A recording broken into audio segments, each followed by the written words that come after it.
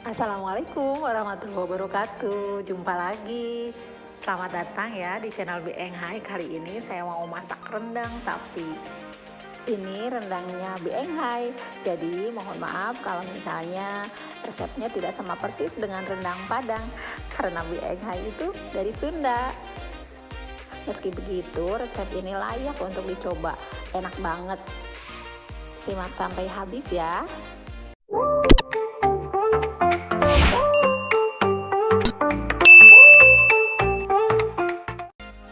Kali ini saya masaknya lumayan banyak karena lagi ada acara, pakai 10 kilo daging sapi. Untuk di deskripsi nanti saya tuliskan resepnya untuk 2 kilo daging sapi saja ya. Kita potong dulu dagingnya. Nah, kalau ada darah seperti ini kita buang supaya nanti hasilnya tidak amis. Untuk potongannya sesuai selera, hanya disarankan untuk memotong serat daging supaya nanti lebih mudah dalam menggigit ataupun mengunyah. Untuk rendang ini cocoknya pakai daging dari bagian paha ya.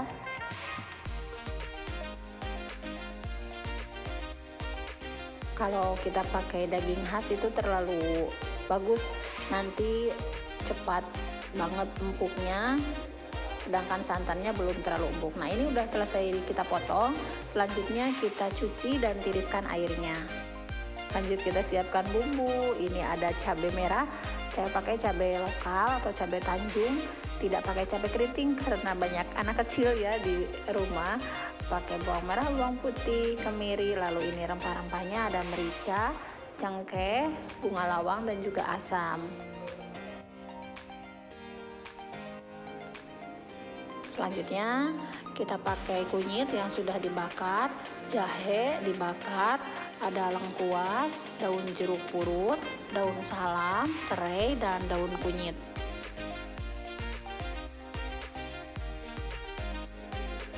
Gula merah, garam, MSG, dan ini bumbu rempah lain sudah satu set gini dari warungnya, ada isinya tumbar, lalu kapulaga, jinten, dan kayu manis. Takaran bumbu ada di deskripsi. Pertama kita sangrai dulu untuk rempah-rempahnya menggunakan api kecil sambil diaduk-aduk sampai tercium harum khas dari rempah tersebut. Kalau sudah tercium harum aromanya, kita matikan api.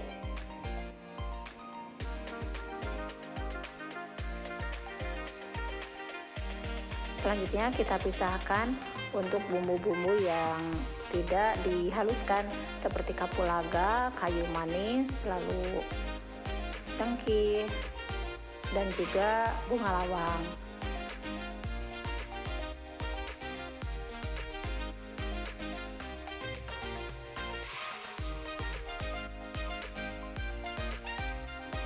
Untuk kemiri sama kita sangrai juga menggunakan api kecil. Ini sambil sesekali kita aduk ya.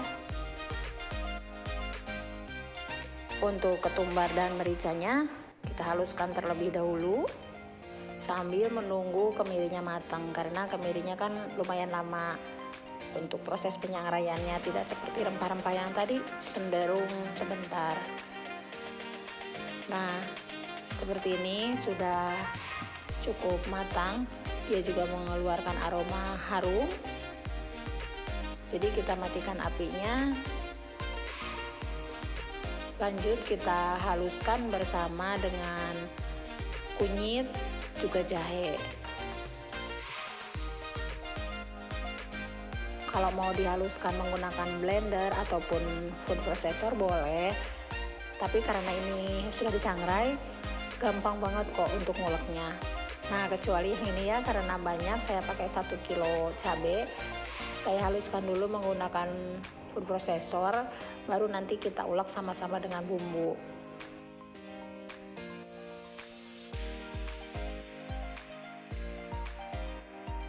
Nah, cukup kasar saja seperti ini. dan untuk menghaluskannya tetap kita pakai ulekan.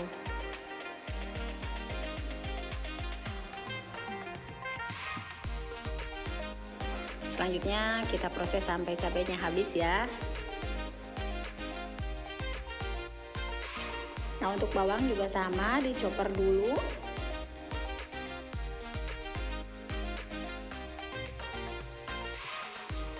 Cukup kasar saja, nanti kita haluskan pakai ulekan lagi.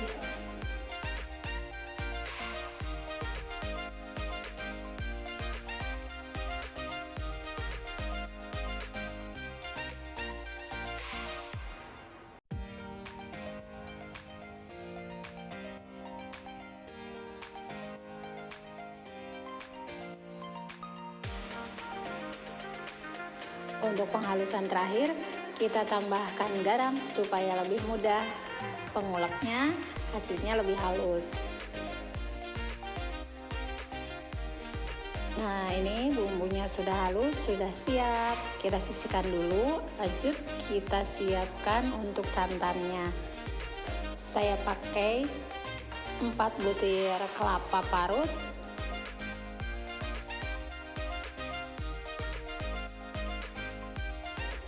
kita pakai 3 liter air untuk memerah santannya. Dilakukan secara bertahap ya.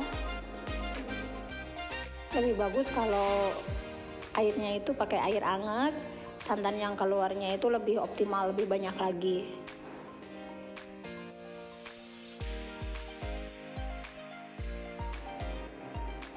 Untuk santannya langsung disaring di atas wajan besar biar tidak banyak perabotan yang kotor lagi.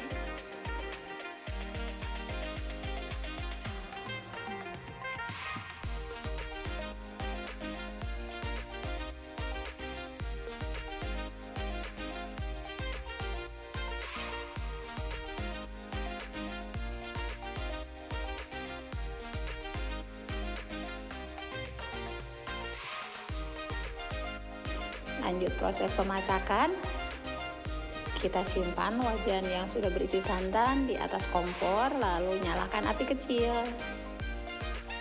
Kita masukkan daun jeruk, daun kunyit, daun salam, serai, dan juga lengkuas.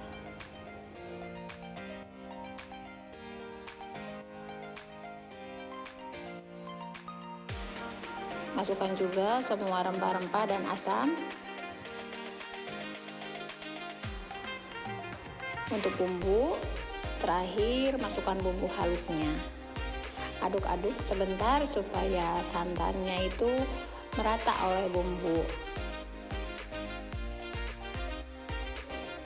Nah, setelah mendidih seperti ini, kita masukkan daging secara bertahap.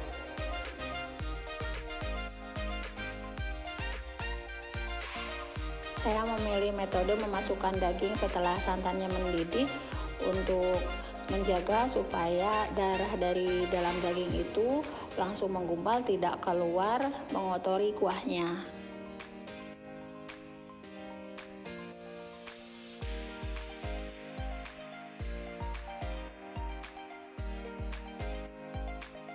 Semua dagingnya sudah masuk, kita aduk-aduk terlebih dahulu. Selanjutnya tinggal kita masak menggunakan api kecil selama kurang lebih 4 jam. Jangan lupa sekali-sekali perlu diaduk supaya tidak menimbulkan kerak di dasar wajan ya. Setelah diaduk dan dirasa rata, kita tutup wajan dan selanjutnya tinggal masak. Nah, ini dia. Jadi saya sudah malam ya. Dan hasilnya seperti ini, dagingnya sudah empuk, hanya saja kuahnya masih banyak. Ini padahal saya tidak nambah lagi santannya ya. Sudah matang ini sebenarnya, tinggal menyusutkan kuah santan.